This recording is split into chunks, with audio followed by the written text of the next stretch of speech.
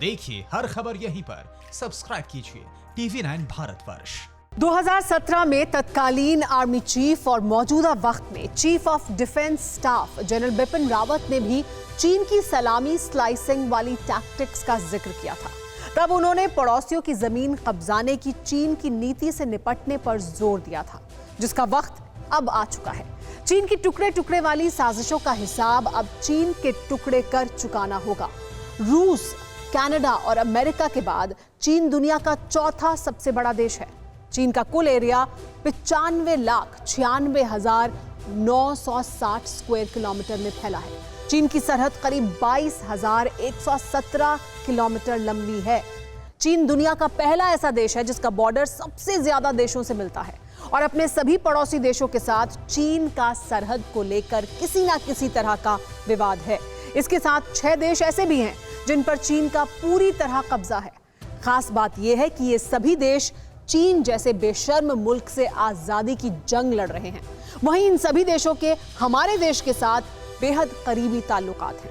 तो क्या चीन के खंड खंड होने का वक्त आ चुका है? चीन का लालच और जमीन की भूख कैसे बढ़ती रही है, उसे इस नक्शे के जरिए समझा जा सकता है। एक सदी के दौरान ड्रैगन के जबड़ों ने इसी तरह अपने पड़ोस के कई देशों को खत्म कर दिया।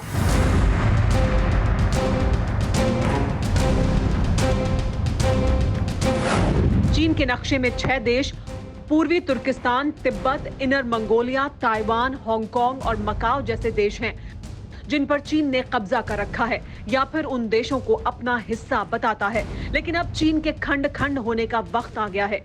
चीन से अगर ये देश अलग हो जाएं, तो चीन का सर्वनाश तय है। लेकिन ये होगा कैसे?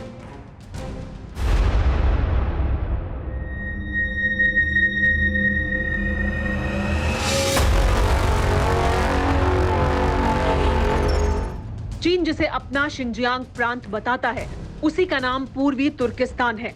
1949 में आजादी मिलने के बाद चीन ने सबसे पहले इसी हिस्से पर कब्जा किया। यहाँ की कुल आबादी में 45% उइगर मुस्लिम हैं, जो दशकों से चीन के जुल्मों सितम से सिसक रहे हैं।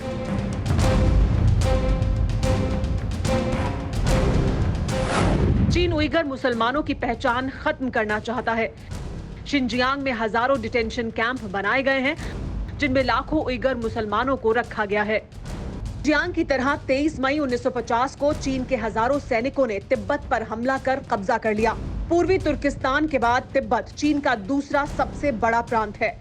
चीन ने तिब्बत पर कब्जा ही नहीं किया, तिब्बत की हजारों साल पुरानी विरासत को भी तहस नहस कर दिया। जब चाहे जिसे गायब कर दिया, जब चाहे जिसे मार दिया। तिब्बत के जर्रे जर्रे पर चीन के जुल्मों से तिब्बतियों के बहते लहू के निशान चस्पा हैं।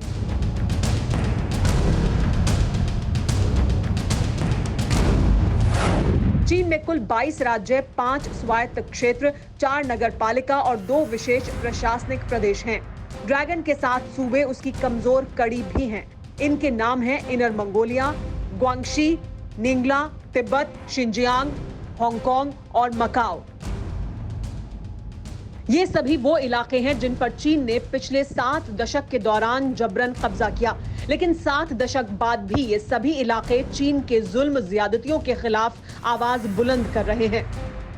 हांगकांग चीन के चंगुल से आजाद होने के लिए किस तरह छटपटा रहा है, ये दुनिया से छुपा नहीं है।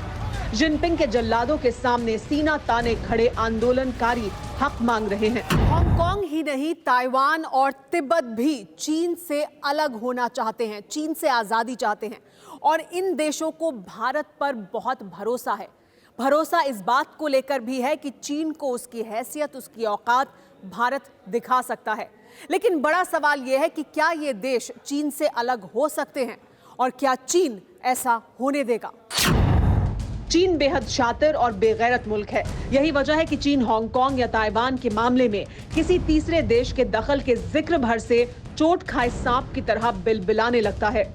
जाहिर है ऐसे में कूटनीतिक तरीके से ही चीन को खंड खंड किया जा सकता है और इसके लिए मौजूदा वक्त मुफीद भी है। जानिए कैसे।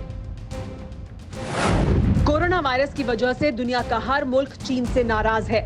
अमेरिका, ब्रिटेन, ऑस्ट्रेलिया जैसे ताकतवर मुल्क चीन के खिलाफ हैं। यूरोपीय थिंक टैंक भी लद्दाख को लेकर चीन को चेता चुका है।